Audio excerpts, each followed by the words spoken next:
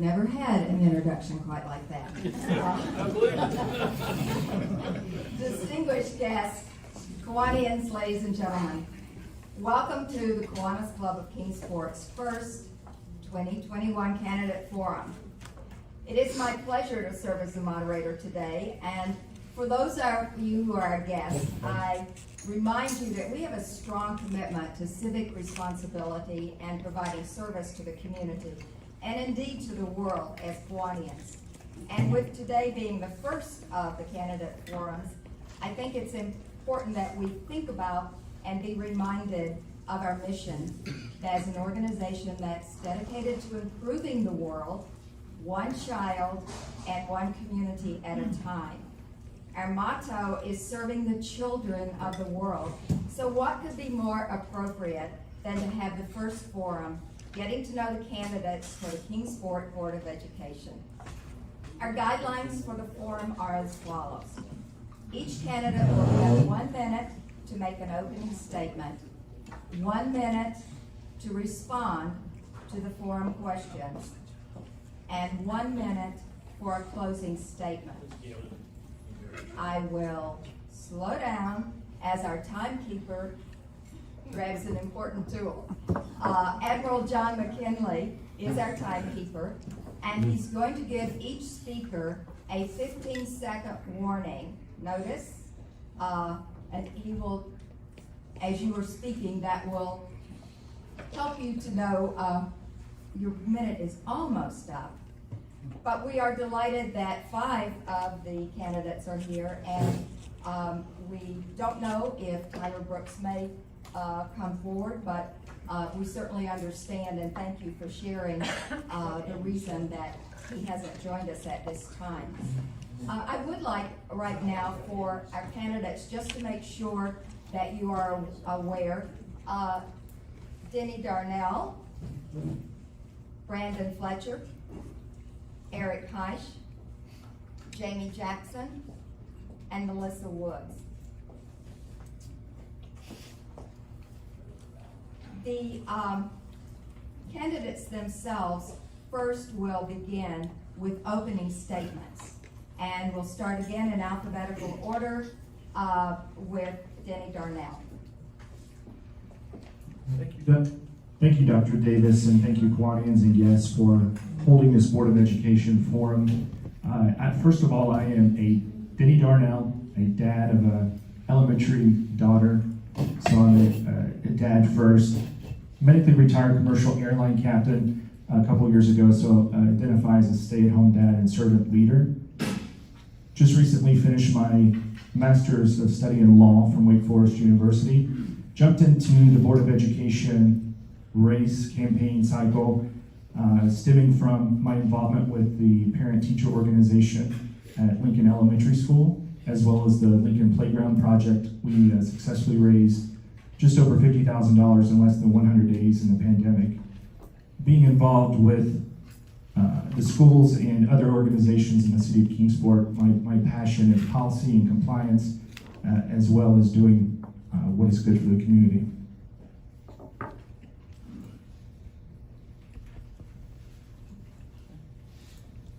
Good afternoon. Thank you for the opportunity to be here. Having been born at Holston Valley and raised in the Lynn Garden community, Kingsport's been my home for 45 years. Although the last number has changed, my zip code has always been 3766 something. I currently live in the Orbank community with my wife Leslie of 23 years and my 2 children. Shelby, my 10-year-old, is a 4th grader at Thomas Jefferson Elementary, and my son Nolan will start kindergarten there in the fall. I decided to become a Board of Education candidate because not everybody gets a second chance like I did. And although I have never seen myself as a leader, I've always considered myself a servant. But I believe that the role of the Board of Education member is a perfect union of those 2 titles to be a servant leader. And I would like the opportunity to become involved in making an already exceptional school system even better.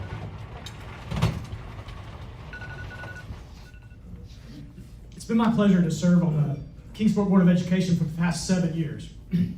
And during this time, Kingsport City Schools has achieved some very notable and some very visible successes. DB Excel expanded and moved into the building across the street. The DB Science and Technology Center opened in 2019. I'm proud to have played a small role in each of these successes. We are just now emerging from one of the most difficult years that Kingsport City Schools has ever faced. And after such a difficult year, I strongly considered not running for this office again. However, after much thought, prayer, and encouragement from my peers, I decided to run. Serving on the board for the past 7 years has taught me that while COVID will eventually fade away, the challenges facing Kingsport City Schools will not. We will face the challenge of repairing the learning loss of our most vulnerable students. We'll face the challenges of raising the capital to do the necessary renovations to our buildings. To face these challenges, we need experienced members on the Board of Education, and I believe I can provide that experience. Thank you. Hello, everyone. I'm Jamie Jackson, and I thank you so much for hosting this event and for the delicious lunch. As a former teacher right here in Kingsport, I know what it takes to be in the classroom and what our students and teachers are facing. I fully support TQEE, which is Tennesseans for Quality Early Education, because as we know, the first 5 years predicts what's going to happen in the next 80. From early childhood to graduation, I would love to help students needing support as they enter the workforce. As a construction company owner, right here in Kingsport, Jackson Jones Construction is hiring students straight out of high school, and those students are making a career out of the construction industry and going into the workforce. And I am seeing a need for a skilled construction workforce because not every student is going to go to college. And I want to make sure that the students that are making that decision are going to have the skills necessary to be successful. KCS is doing a phenomenal job serving our students in a world-class education, and I just want to be an experienced voice for those choosing to maybe enter the workforce through certification programs. Bringing dignity to the trades, I'm Jamie Jackson, and I work hard for Kingsport. Hello, it's a pleasure to be here this afternoon. I come from a very modest home in Carter County where neither of my parents had the opportunity to graduate high school. However, they invested core values in me such as hard work, integrity, respect, and service. And because of their emphasis on education and the investment of countless others, I'm an honors graduate from Milligan University. I came to Kingsport over 30 years ago to be an accountant at Eastman. My husband John and I have been married for almost 28 years, and we have 3 children who are graduates of the Kingsport City Schools. Their academic education has been nothing short of spectacular, and their extracurricular opportunities have provided options on a national stage that most children will never get the opportunity to see. I want to continue to build on that excellence, and I will work tirelessly to make sure that every student that crosses that graduation stage at Dobyns-Bennett is prepared for their next steps, whether that's continued education or earning a livable wage in the workforce. I'm Melissa Woods. Thank you. It is now an appropriate thing to applaud those introductory statements.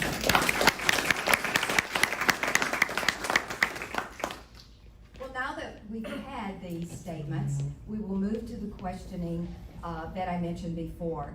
And we will be starting with Melissa Woods. The question is, what is your #1 concern about the Kingsport City School System? And what would you suggest for improving or solving that concern? Well, I think the obvious elephant in the room is the amount of learning loss this past year because of a pandemic. I think that educators, students, parents, board members have all been frustrated, but yet they've all come together to work hard towards the best solutions that are possible. I don't think I need to recreate the wheel with Kingsport City Schools. It's an excellent education system. My approach would be to begin as early as kindergarten and all the way through to give options and opportunities to students. When they get to high school, that may be to continue a rigorous schedule with college level courses, but also, on the other hand, to build on the great work that Dr. Shadden is doing in the CTE areas. We have amazing opportunities opportunities for all students to be successful. Same question. Absolutely. Everyone gets the same question until we change questions. Okay, so that was, what do I think is the biggest challenge facing KCS and how would I solve it? Yes. Okay. I think one of the biggest problems facing KCS is not just a problem in the school system, but it's a problem in our area, and that is in skilled tradesmen, journeymen. We are seeing the need for that, and we're also finding a lot of those workers are retiring, and there's not a lot of replacements. So I see KCS being having an opportunity to solve that through certification programs with our students and increasing what Beauchesne is already doing and Claire Arbaugh by providing internships and opportunities for our students to become certified before they actually even exit high school so that they can enter the workforce at a livable wage and be able to provide a career path for their students. So that is something that I see as a need, and an easy way to solve that is through the new TCAP program coming to downtown Kingsport and partnering with those programs to see that our students can get what they need before they actually leave high school.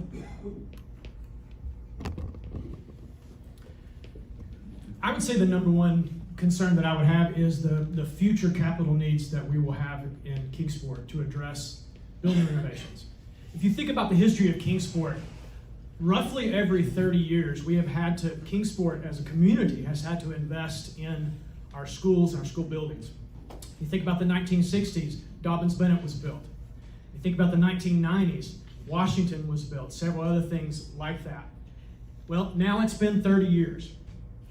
One interesting thing, as you know, as a part of the 2016 bond sale that was in Sullivan County, Kingsport City Schools acquired Sullivan North.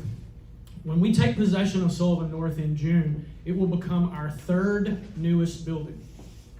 So we have some tremendous challenges of raising capital to do that. What would I do to address that is a strong relationship with the Board of Mayor and Alderman. Yeah, I really echo that.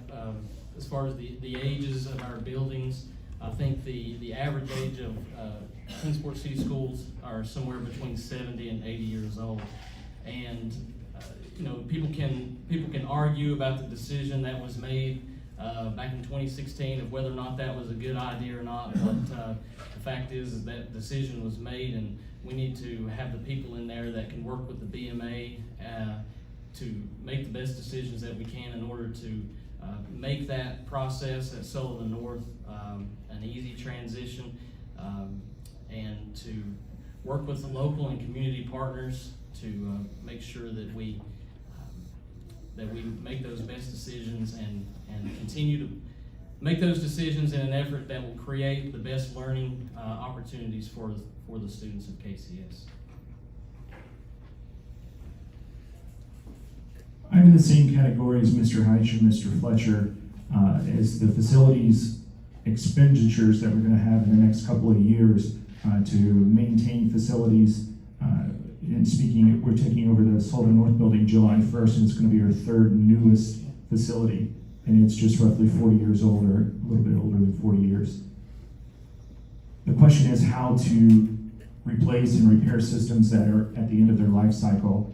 And we need to be good stewards with finances within the city, a good relationship also with the BMA. And Mayor Scholl discusses about no new bonds in 2020, I believe is one of his statements, and planned the same for 2021.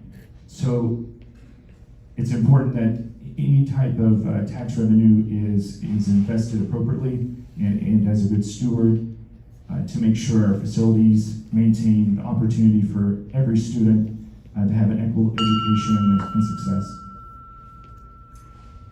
All right, thank you, candidates. Your second question, which we will begin again with Mr. Darnell, is do you think that our city schools are providing a well-rounded education for our students? In the policy of the KCS Board of Education, it mentions the term world-class education. I believe that Dobbins-Bennett at 6 through 12 we're performing exceptionally well within the state of Tennessee, if not one of the top high schools in the state of Tennessee. I do have concern with K through 5 standardized education testing. Are we falling below benchmarks? There's also the strong third grade reading level.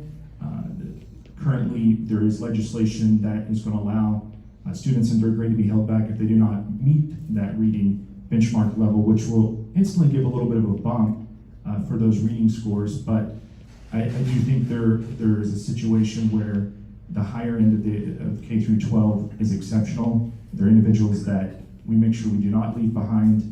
Our dual enrollment, our AP courses are excellent. Do need to focus on more CTE and graduation with quality wage.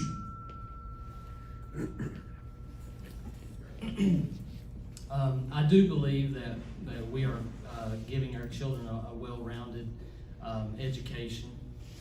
However, when I consider the demographics of students in the KCS system, especially those at the high school level, you have essentially 3 layers of students, and the more elite, if you say, for lack of a better word, those overachieving students, those children are going to do well no matter what. They have it here in their head, they have it in their heart, they have the support systems at home. However, that thick middle of the road student like I was that graduated with really a sub 2.0 GPA, that probably knows they may or won't go to college, or that they may, we need to continue to focus and give them the resources that they need and the tools to succeed, whether they go to college or not.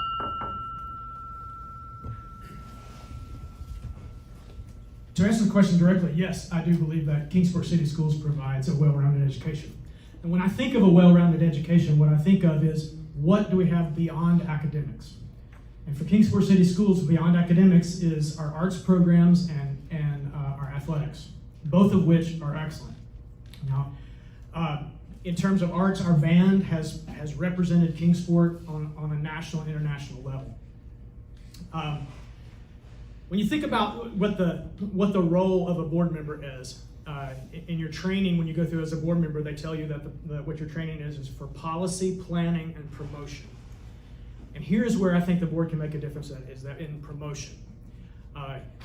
To talk about these excellent programs that we have. Some things that I believe that boards have done recently to promote this well-rounded education. We've upgraded the track. The band has a practice field that's now paved that they can work on all year round. So more things like that. This is a great question. Thank you for asking it, Mrs. Moderator.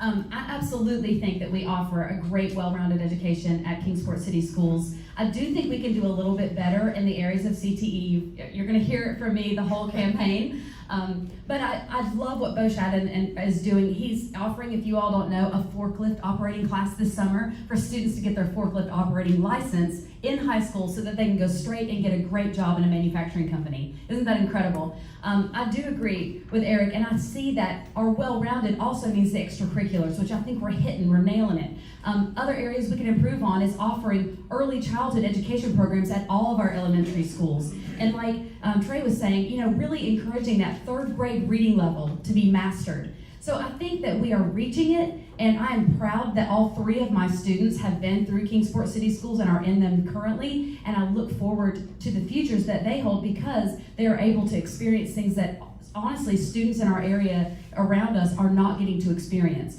So the answer is yes, but we can even do better.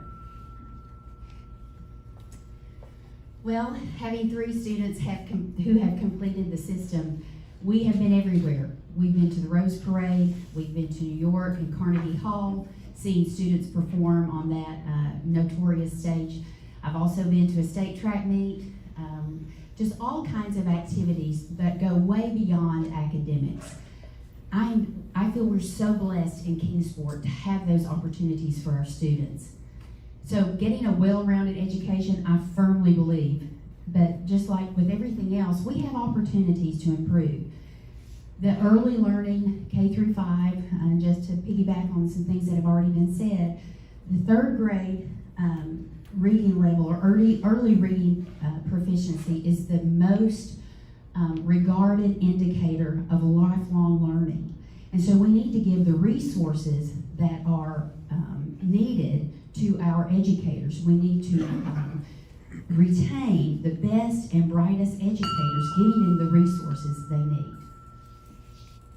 All right, thank you, candidates. Our third question, first, Ms. Wood will be responding to. Do you feel our school system gives enough emphasis to the CTE, career and technical education courses? Well, we have definitely hit on that a little bit already. If you have not had an opportunity to meet Dr. Shadden, who is the director of the CTE program at Dobbins-Bennett, you are missing a great opportunity. His passion for what he is doing is so contagious. He has laid a groundwork that is phenomenal. There's actually a student at Dobbins-Bennett who is scheduled to graduate with 41 college credits in the area of welding. So that student will cross the stage of Northeast State Community College and graduate prior to graduating from Dobbins-Bennett. We can learn a lot from what Dr. Shadden has in his brain. With business partners, community leaders, honestly, I think the sky is the limit as to how we can continue to improve and build upon the groundwork that's already been laid. Thank you, I agree. And I love this question even more. Yes, I do think we can improve our CTE programs. And one of the things that I have found in some research and meeting with Dr. Shadden and Claire Arbaugh, the workforce development person at Dobbins-Bennett, is we are hitting the nail on the head. We are doing a great job, but they want to do so much more. And one silver lining coming out of this pandemic is our ability to educate students virtually. And building these partnerships with colleges and universities to get certification programs is easier now than it's ever been because of that. So partnering with Northeast State, we can now get students the electrical training, the plumbing training, the carpentry, at least some of the skills virtually. Then they only have to be bused to the location maybe once or twice a week. So these skills that are going to be able to come out of this pandemic, honestly, we are going to see some improvement in the classes offerings at Dobbins-Bennett. So I do think we are doing a great job, but obviously I would love to see even more, especially in the construction industry. Yes, I think that Kingsport City Schools places an appropriate amount of emphasis on CTE. When I went to high school, maybe when you went to high school, CTE was generally regarded as this is what you do if you're not going to go to college. And if you're going to go to college, you don't do CTE. One of the big educations that I had when I joined the board was that line is not there anymore. So the programs that we have, one of the programs that we have is Project Lead the Way within CTE. I'm an engineer, and that Project Lead the Way is an engineering CTE program. I'm also working information technology, and there are information technology CTE classes that I'm speaking to next week. So we have 14 different industry certifications that you can obtain while you're in high school, and those are constantly being added to. I agree with Jamie. I think we're doing a great job, and we need to constantly looking for secondary programs that we can connect back to high school and allow dual enrollment. I've been very encouraged through the meetings that I've had with administrators, Dr. Morehouse and others. I've been very encouraged by the amount of emphasis that has been being put on CTE training and education. To answer the question, I think we do a good job, but I think we can do a lot more. In 2015, the Board of Labor Statistics released numbers that said over 40% of high school graduates across the country don't go to college. And so that means, and of the 60% that do, 40% of those don't finish. So what you have is both graduates that don't leave high school with the workforce development that they need in order to make a good living. And so I think that here in Kingsport, we have a great opportunity with the programs that Dr. Bo Shadden has developed, along with other partnerships, to really put the pedal to the metal and develop those even further. As a lifelong resident of Kingsport, I grew up in the Sullivan County school system at Sullivan South, and it was immediately determined if you were on a vocational path or a college prep path.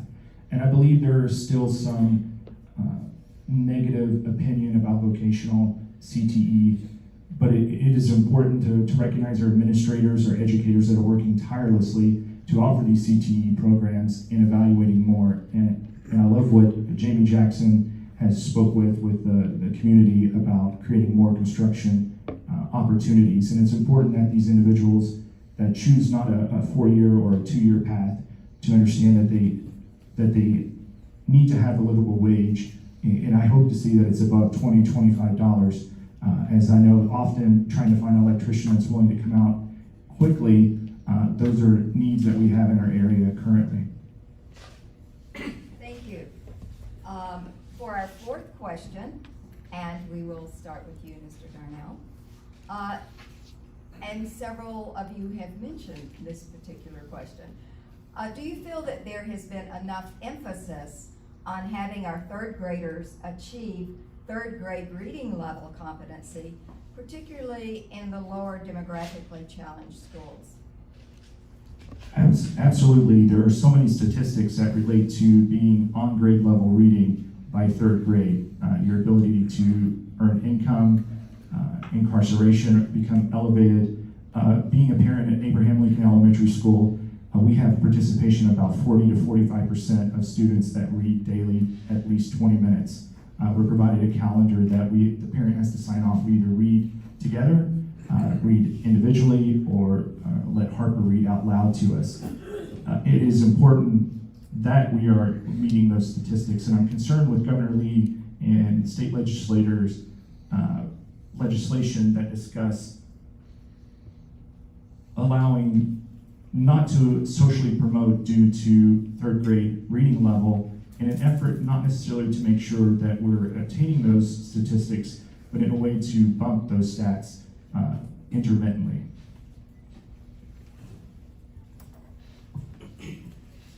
I do believe that KCS has done an exceptional work in the development in developmental reading for our daughter Shelby, who is a 4th grader at Thomas Jefferson, all the way back to kindergarten through the Reading Counts program, constantly wanting to read and achieve those marks and goals to compete with her classmates.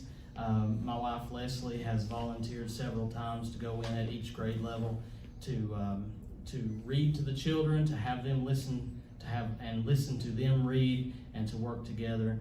It's something that our children have learned in the school system. My son Nolan also, who was a virtual student the first semester of this year, just loves to read, and I do believe that KCS is spot on their targeting for that third level reading.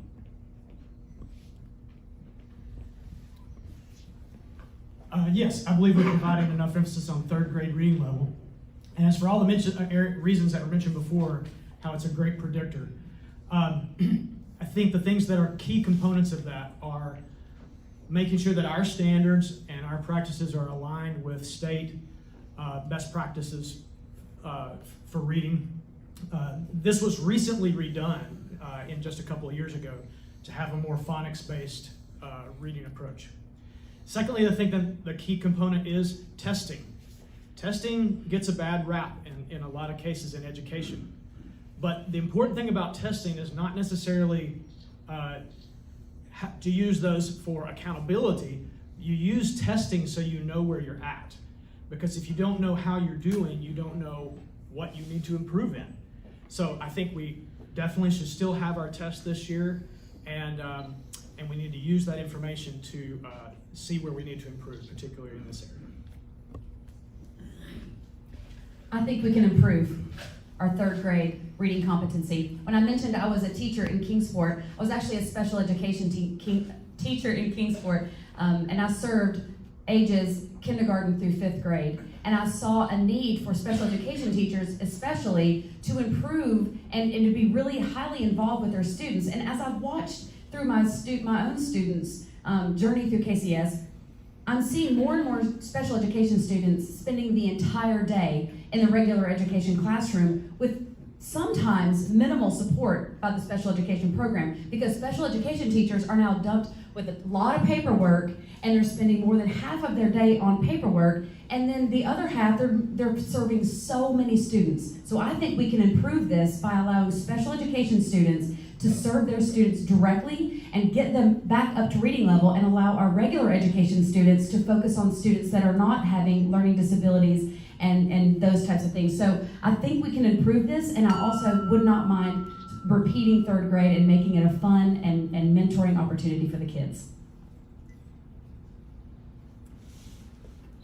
Well, we do a lot of things well in Kingsport, and one of the areas of true opportunity is our K through 5 reading, if you look at our report cards. In my opinion, our teachers are rock stars, but they need additional support. Bringing in the community to the classroom through parent and family involvement. Retaining and expanding the teacher aid system for early education, and working to minimize student-to-teacher ratios.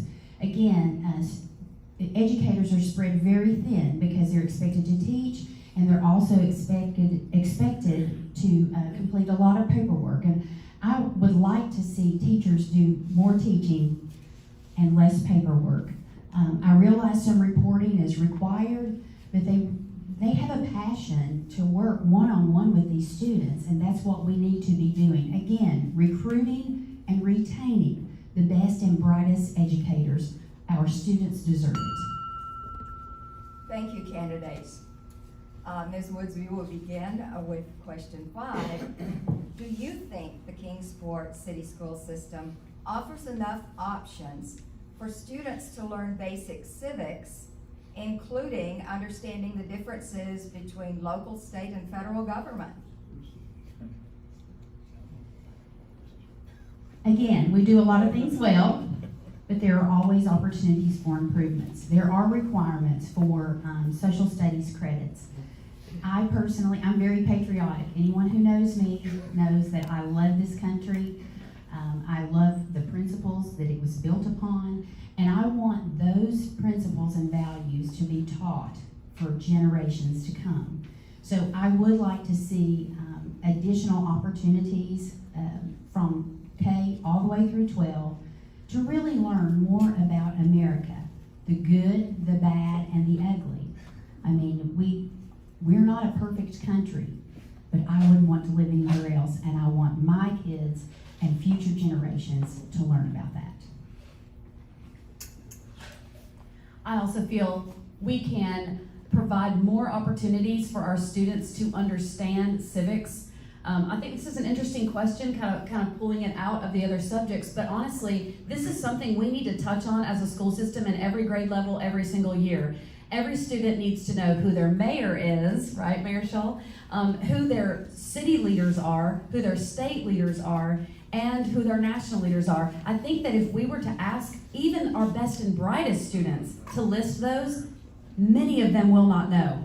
So I think it could be a really fun, as an educator, I always wanted to make everything fun, because if you make it fun, you can make it retained.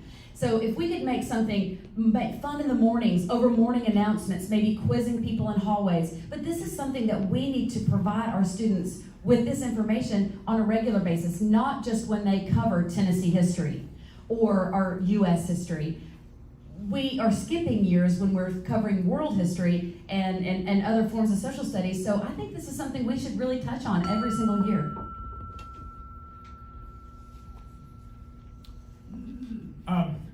My colleague on the school board, Mr. Welch, was a social studies teacher for many years, and I'm sure that he could attest that of all the academic areas, social study tends to become a minefield. And the reason it becomes a minefield is because as we interpret history, that tends to become, the lens that we look through tends to become a political issue. A couple of years ago, the state passed a law that said that all students had to pass the same citizenship test that immigrants who wanted to become U.S. citizens had to do. I understand the reason why that was, to make sure that students have a basic knowledge of civics. However, when the state comes in and makes a declaration like that, what that means is that something else that's getting taught right then has to be pushed aside. So things like that, while I understand the desire for them and where that comes from, sometimes are not helpful. We need to learn civics, yes, but we have a lot of things that we need to teach students.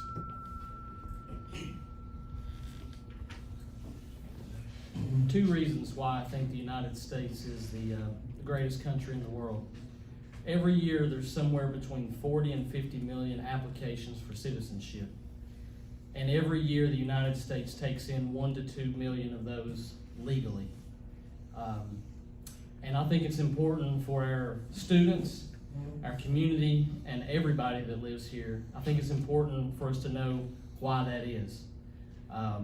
Good, bad, ugly. History is something that we can't change, but history is something that we can all learn from. And I think it's important to learn from those achievements as well as the mistakes. Do I think we do a good enough job? I don't think so. I think our kids come out not knowing a lot of the things that you talked about, even our elected leaders. Civic debate is something that I think is missing not only with our kids through texting and other technologies, but even with our even adults.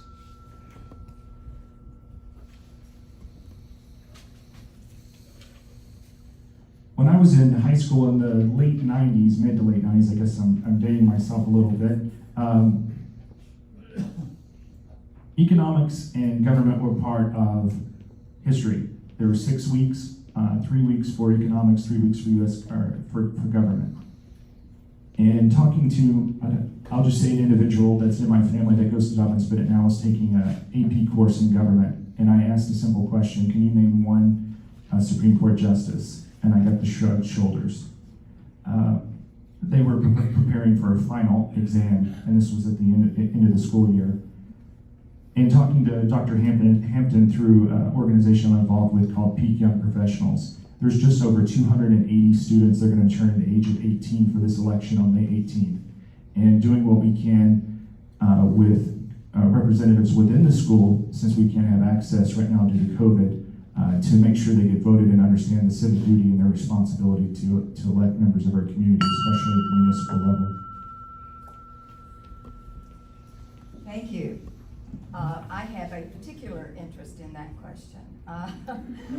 But beginning of Mr. Darnell with question 6, do you think that the Kingsport City Schools should put more emphasis on the use of dual enrollment, community college credits, at Dobbins Bennett? I think there's opportunity for individuals in dual enrollment in AP classes. Virtual instruction is exceptional, especially if you're focused on academics. If virtual instruction, if we've seen that I saw for a K through 5, was not ideal. They needed that social interaction. I got my master's degree, just finished this last year, all of it virtually through Wake Forest University. And setting your own pace, having courses well developed will allow these individuals at Dobbins Bennett to succeed, as I was to have parents that were able to afford that payment for tuition. So I think as a virtual student myself, I think it's important and an amazing opportunity that students have at Dobbins Bennett. Yes, I do believe continue that opportunity for kids to become dual enrolled through the community college level.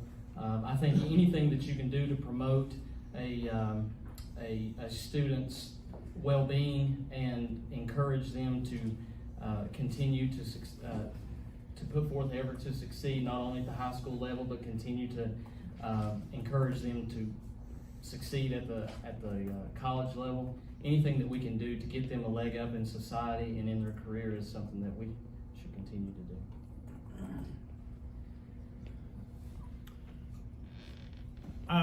Yes, I believe we provide great emphasis on dual enrollment in AP classes. Dobbins Bennett has the highest participation rate of AP classes in the region and one of the highest in the state.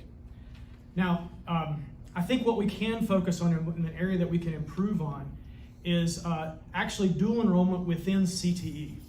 So we have, as I mentioned earlier in answer to an earlier question, we have different programs with ETSU, with Northeast State, coming up with TCAT, with Milligan, all in the area of CTE where you can be dual enrolled. And if we want to expand that, then what you need 3 things to be able to add a new program like that. You need a critical mass of students, you need qualified teachers who are certified in that area, and you need to connect that student with a post-secondary program that's the same thing. So we need to look for more opportunities, particularly in finding a post-secondary program to connect our students with. I absolutely love dual enrollment. Right now, in the state legislature, there is a bill that is going to increase the credits that parents can apply for from dual enrollment from 2 credits for free to 4 credits for free. So now students will be able to take more dual enrollment classes for free than ever before. So this is huge for us because at Dobbins Bennett, we offer many dual enrollment classes.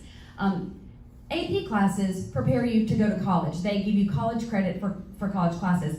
Dual enrollment does the same thing, but dual enrollment also prepares you for certification classes. So dual enrollment can directly prepare you for the workforce. You can do dual enrollment in high school, graduate with certificates along with your high school diploma, and go straight into the workforce. So that's why I love dual enrollment, because it helps college students that are going to college, and it also helps students that are going directly into the workforce. And now with this credit that's coming down the pike, hopefully it'll be available really, really soon, and students that are from low income or not able to pay for dual enrollment credits are now going to be able to take more classes than ever. I think we need to try to eliminate as many barriers as possible when it comes to education. Dual enrollment is an opportunity to eliminate barriers. It gives students the opportunity to be in a classroom and have a dual enrollment opportunity, or virtually. It also 2 credits and now maybe even 4 credits that you can earn without having to pay for that. So financially disadvantaged students can participate in this. Also, dual enrollment. It works for a college-bound student. It also works in a CTE arena. Again, the student that's graduating with 41 credits, that just continues to blow my mind. So are we doing a great job? Yes, we are. Can we do better? Absolutely we can. To increase these certifications where students can go immediately into the workforce, earning a livable wage, contributing to our economic development right here in Kingsport, and improving the standard of living here in Kingsport. Thank you. Our next question is, what specific strategies or interventions would you support to help the lower achieving high school students, ones that are not involved necessarily in school activities and who actually are at risk of not graduating? That's a loaded question, but an important question, because the demographics in Kingsport has changed fairly significantly, especially over the last 10 years. My kids got a lot of fluffing when they were at home. They didn't need a lot of external involvement, although no one shows up fabulous. You need people pouring into you. But for those students who don't have the support at home, we need additional intervention, not just on the high school level, but all the way back, a continued intervention from kindergarten all the way through, to make sure these students know they're valued, they're important, they can succeed.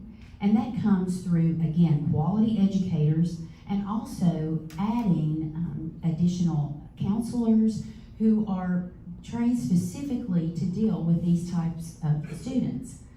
Every student matters, and we have an obligation to make sure that they all receive the quality education they deserve.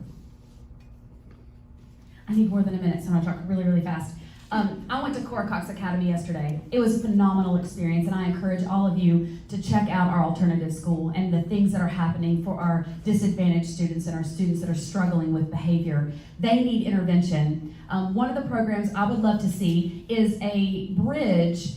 She calls it, Julie Malone calls it middle high school college. And it is a bridge between high school to college so that students that are graduating high school can finish their certification programs that they started while in high school. Because if students in our lower disadvantaged areas are starting these programs, immediately transportation, food, all of that ends at 18 upon graduation, and we need some services that will help bridge so that they can continue those programs at RCAMP, the Regional Center for Advanced Manufacturing, so that they can get their welding certificate that they started in high school. That's one program. The other program I would love to see for our disadvantaged students are more Head Start programs, more early intervention programs. A preschool at every single elementary school would be my goal.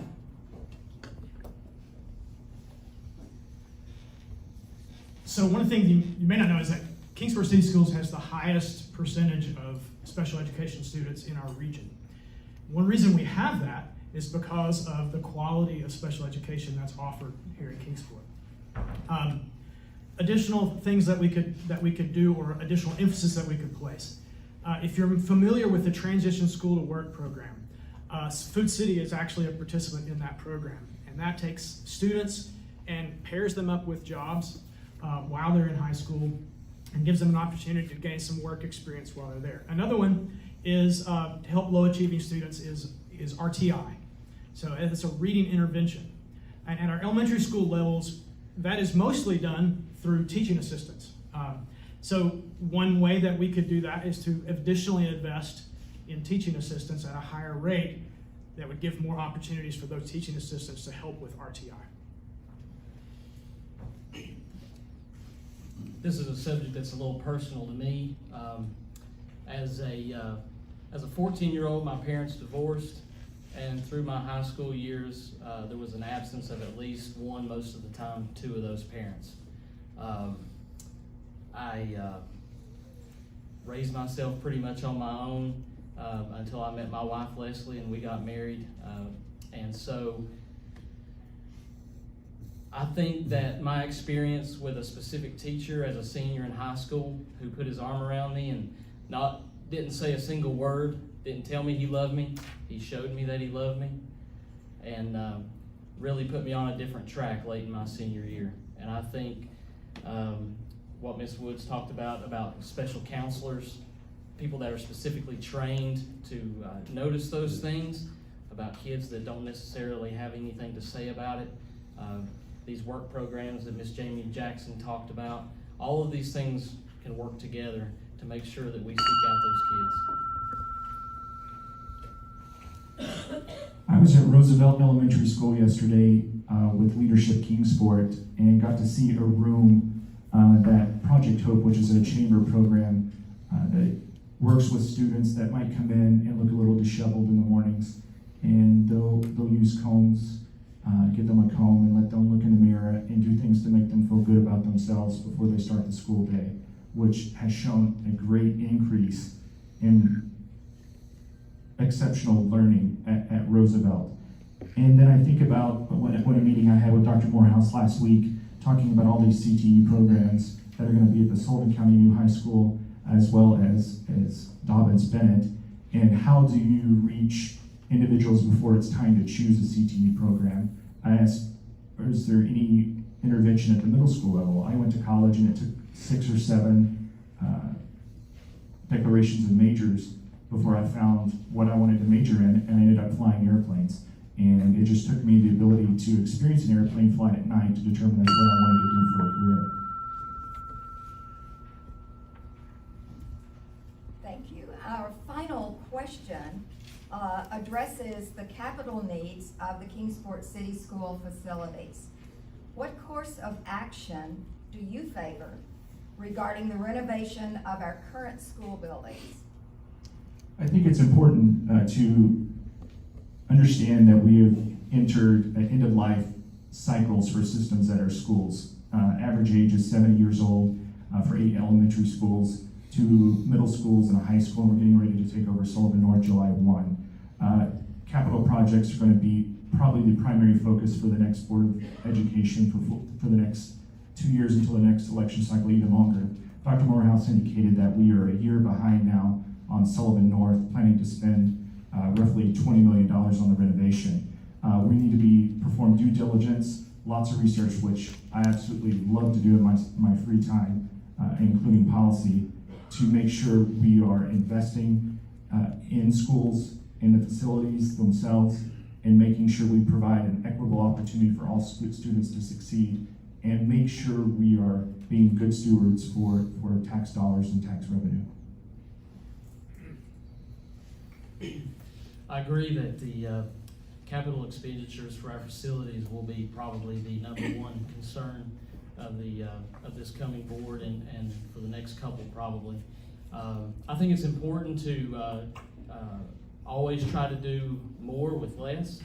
I think it's important to use community resources, local contractors, local consultants, engineers, and things like that.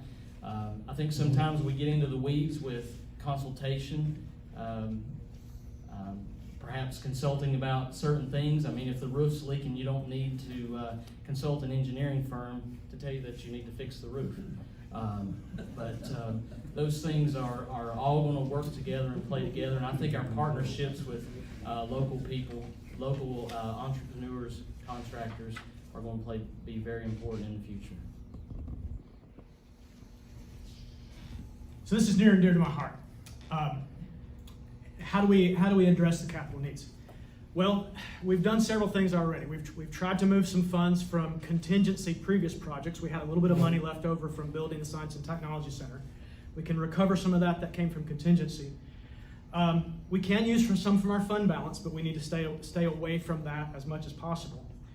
And we can address some of the needs now. One of the things that we've done recently is to try to take some of the federal dollars that we're receiving from COVID relief and go ahead and proactively address some of those renovation needs that we know are going to be a problem down the road, and therefore we can kind of remove those from the list of things that have to be done. That said, we will not be able to address all of our capital needs without help from the city, and we know what that means. So for that, we need strong relationships with the BMA, and we need to have a good, close working relationship between the BOE and the BMA. Thanks. I'm frugal, but I'm not cheap. That's what my husband says. I like to really watch the bottom line. I really care about where money goes, and I cannot stand waste. I do not like to see anything wasted, and I don't like overspending. I agree with Mr. Fletcher. I feel strongly about using local companies if possible. Jackson Jones Construction has built all the retaining walls at Dobbins Bennett, and I will say that personally, just, you don't have to spread this around Kingsport, but or you can. Our profit margin is much lower on that. We shrink that down because we're invested. We got kids here. We know that the school is paying for this retaining wall, so it is not something we're making much of money on. I did all the books on it. So I do think that utilizing local contractors will help in those areas. I also want to see our schools come up to ADA compliance. As a special education teacher, we need to have elevators and ramps at all of our schools, and many of them don't, and that's something we don't really talk about very often, but I really would like to see our elementary schools especially come up to ADA compliance. Coming from a very modest background, my parents made much of very little. And so I think, especially when you're using someone else's funds, you've got to be very conservative and very judicious in the decisions that you make. So the expenses at Sullivan North, I know, are much higher than anticipated. Those renovations are going to have to be made. Our students need that space. And then retroactively, going back to even John Sevier, where Jackson students will be going, that costs a lot of money. Again, we do have some funds, and Eric is certainly more well-versed in that, being down in the nitty-gritty of that. Funds that are available right now, and future funds. But that's where it requires that we all work together. The BOE and the BMA must work together to improve the way we spend our money, but also to increase tax revenues in our areas by not necessarily just taxing the folks that are already here. That's where economic development can really come into play. Thank you, candidates. At this time, we welcome your closing statements and a bit of water. Ms. Woods. Well, thank you again for the opportunity to be here. It's exciting to have 5 candidates, and 6 actually, who are passionate about the future of education in Kingsport. My campaign is built basically on concepts of commitment. I'm committed to opportunity, excellence, talent, and the classroom. If you'd like to learn more about my thoughts on those pillars, you can visit my website at melissaforboe.com. We have a great opportunity to provide the students of Kingsport an excellent education. My involvement in KCS has been very diverse. I've been a homeroom mom, I've been president of PTA, I've been a tutor, active in leadership and cheerleading, athletics, the Spirit Shakers. I was president of the Dalton's Bennett Band. But my reason for involvement was very simple.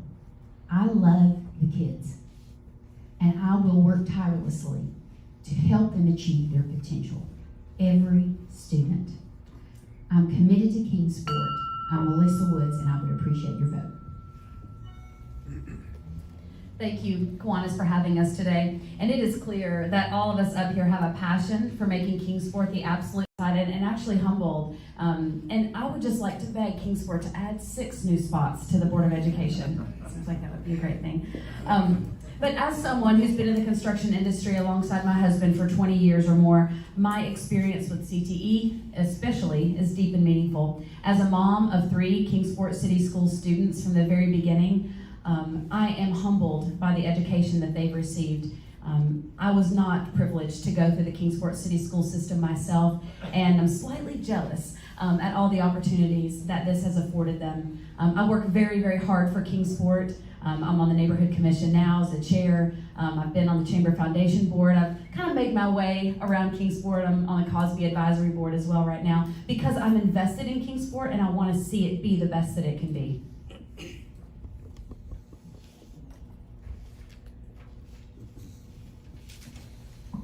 The response of public schools to the COVID-19 pandemic has been controversial, to say the least.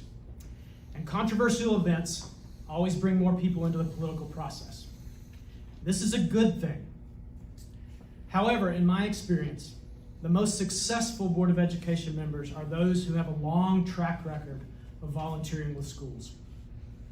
Conversely, the least successful Board of Education members are those who come into the office with an agenda, with an aim to fix something. We've seen examples of this in other boards in our own county. I have a proven track record of volunteering both before and after I was on the Board of Education. I've been an advocate for arts and STEM education. I've tutored math students. I've judged at robotics and forensics tournaments. I've taught at summer STEM camps. All of these both before and after I was on the Board of Education. I would like to continue to serve in this volunteer office. So I humbly and respectfully ask for your vote on May 18th.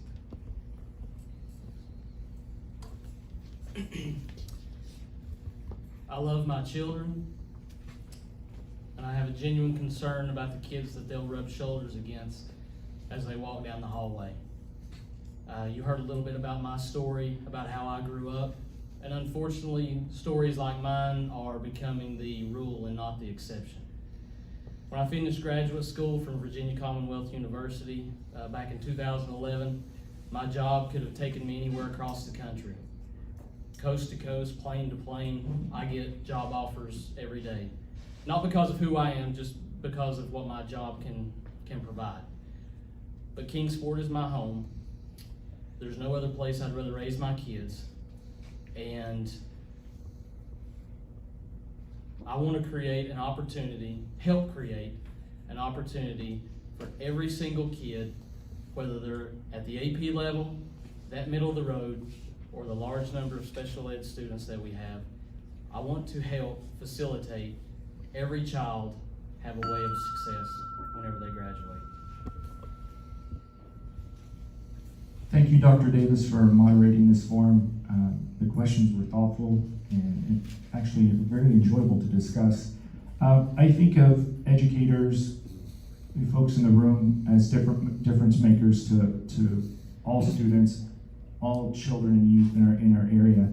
I can think back to a bus driver I had in high school, bus number 17, his name was Joe, wore the original type of trucker hat and cut holes into the bus ceiling so he could put speakers in. And that's where I learned about George Jones, Alabama, and music like that. And I think back to visiting Abraham Lincoln Elementary School before my daughter enrolled as a kindergartner. The music educator, Mr. Wallingford, was rehearsing with a 4th grade class, and the emotion that I felt from hearing that performance, and it was just me in the audience, well, an associate principal. I want to be a difference maker. A friend of mine calls me a servant leader in this community with multiple organizations, but I thank you, and I thank the Kiwanis Club. Well, the Kiwanis Club thanks each of you for sharing not only your heart and your support for the Kingsport City Schools, but in this forum itself. I want to remind those in the audience that we have Election Day, as Michelle reminded us,